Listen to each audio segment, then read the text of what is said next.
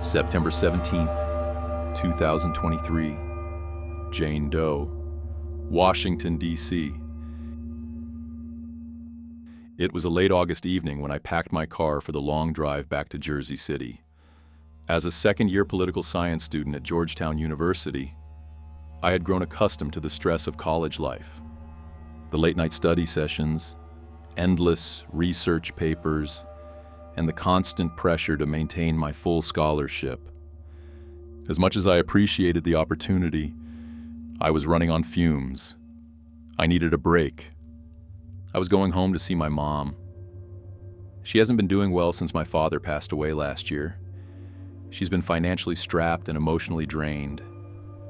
I loved the time we spent together, and a weekend visit before diving back into school felt like just what she and I both needed to reset. The 3.5-hour drive from Washington, D.C. to Jersey City was familiar. I had made it dozens of times, but this time, I decided to take a different route.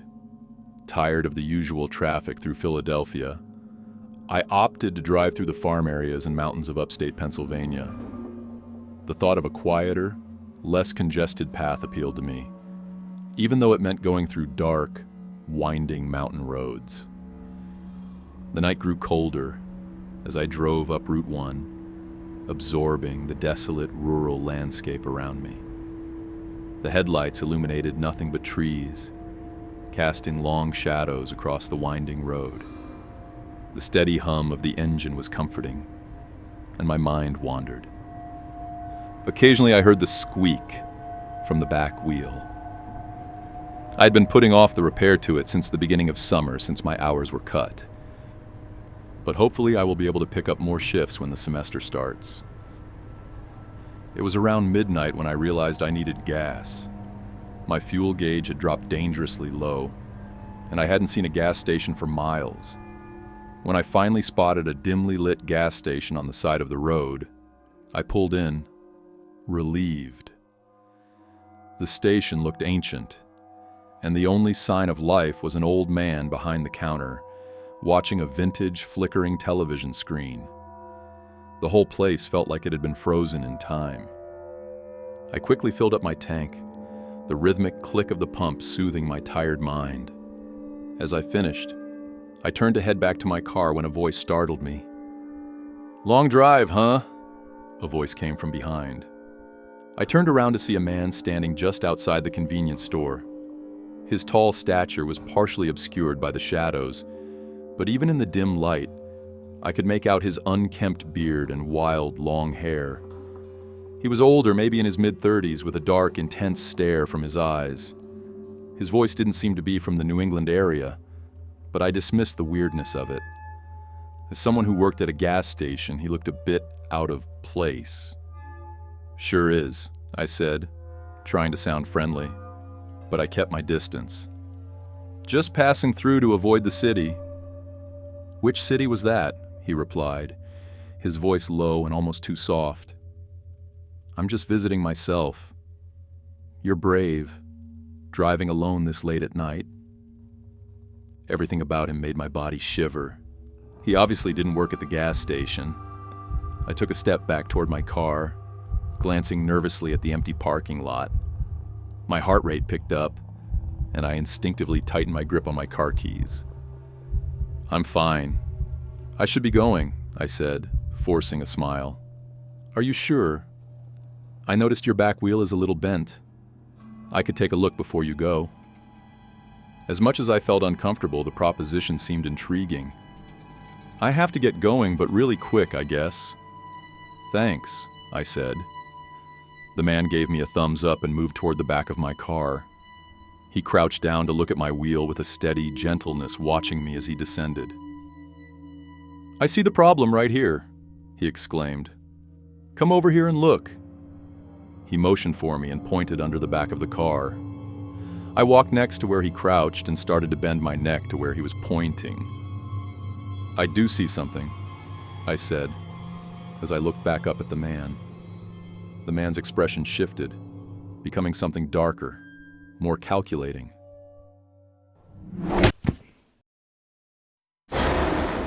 In the blink of an eye, I saw his fist coming toward my face and struck me with the force of a truck. My body collapsed into the gravel that layered the ground. Barely coherent, I tried to speak. "Please," I mumbled, but my voice was smothered as he clamped a hand over my mouth, dragging me into the van. I was completely weakened and had no strength to struggle against him. I couldn't feel my legs or arms as he threw me into a dark, cramped van. The van started with a jolt, and we sped away down the road. The sound of the tires crunching over gravel was the only thing I could hear. My mind was a blur as I tried to make sense of what was happening. But all I could focus on was the man sitting beside me. He didn't speak, his eyes fixed on the road ahead, his grip tightening whenever I tried to move. I was trapped. The van came to a stop what felt like hours later. My head was spinning, my vision blurred, but I could sense we had driven far away from the gas station, far from anything familiar. The trees surrounding us seemed to swallow the light, casting deep shadows on the road. The man pulled me out of the van with frightening ease and dragged me through the thick forest to an old abandoned house. The house was decrepit, its windows boarded up, and the door barely hanging on its hinges. I could smell the musty air before we even stepped inside. It was cold, damp, and brought a chill to my spine. "Please," I whispered, my voice cracking as I tried to pull away from him. "Please don't hurt me." But the man didn't say a word. He laid me down in a far room of the house, the creaking from the old wood floorboards giving way under me. Every part of my body screamed for me to run, but I still could not feel my arms or legs. His hand was pinning my wrist down, and my fear was beginning to grow. What did he want with me? Why was he doing this? But the questions led my thoughts to just one. Was I going to die? The hours blurred into one another. His abuse and cruelty were relentless, and though I fought to keep my mind clear, it was hard to remember anything beyond the pain. The house became my prison. My body ached, but worse than that was the feeling of helplessness and despair from the man's continuous touch. At some point, I awoke to find myself half naked, body continuing to be in extreme pain. I was finally able to move slightly as I looked around for my kidnapper. He didn't appear to be here, though. I crawled toward the door, my body weak and aching. The door was locked, but I could feel it. The wood around it was rotting. With every ounce of strength I had left, I slammed my shoulder into the door. It broke open, exposing the bright, warm sun on my face.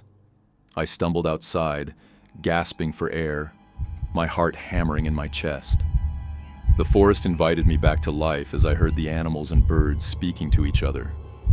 As my comfort grew and heart slowed, I suddenly did not feel alone. Through the trees, I could hear something. A voice. Movement in the woods. It was faint at first, but it was there. Someone was getting closer. Was the man back?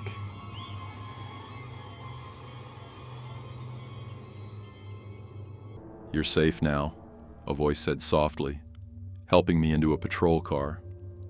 The police officers wrapped me in a blanket, their hands gentle yet urgent. They spoke to me, but I couldn't fully understand their words.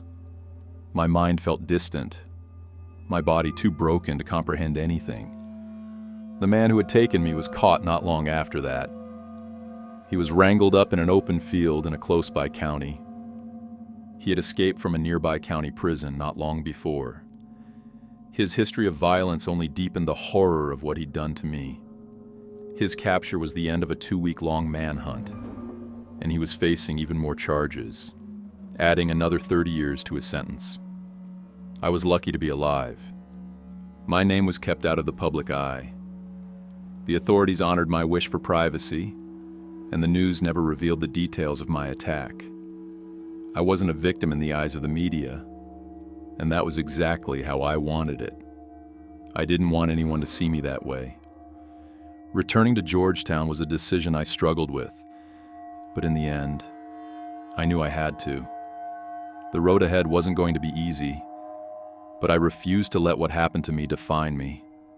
I threw myself into my studies with renewed vigor. Political science was no longer just a degree to me.